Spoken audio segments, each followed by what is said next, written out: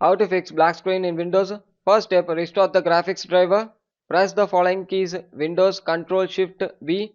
A display will blink once clicking after. Wait for few seconds. Move on with next step, disconnect external devices. Turn off your PC. Remove the external device which are plugged in. Turn on the device, then move on with next step. Repair Windows system files. Search for CMD.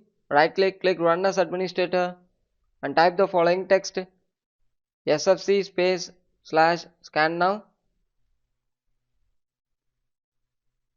Type it correctly and click enter. Wait for a few seconds. The process will take some time because it's entirely verifying your files in your device.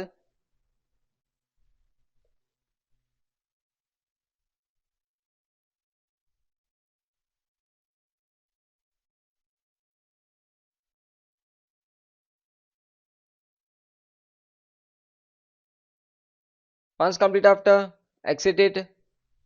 Next step, search for device manager. Right click. Search for display adapters. Right click the drivers. Click scan for hardware changes.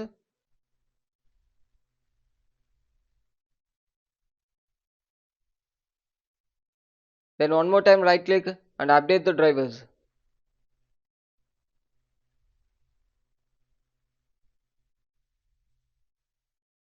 Once the update complete after, close it. If the problem still remains, then the last and final step, click settings, click system settings, scroll down, click recovery settings,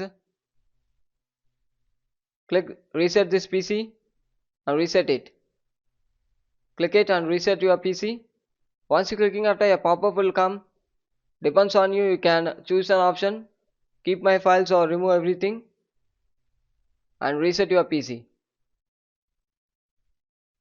Thank you.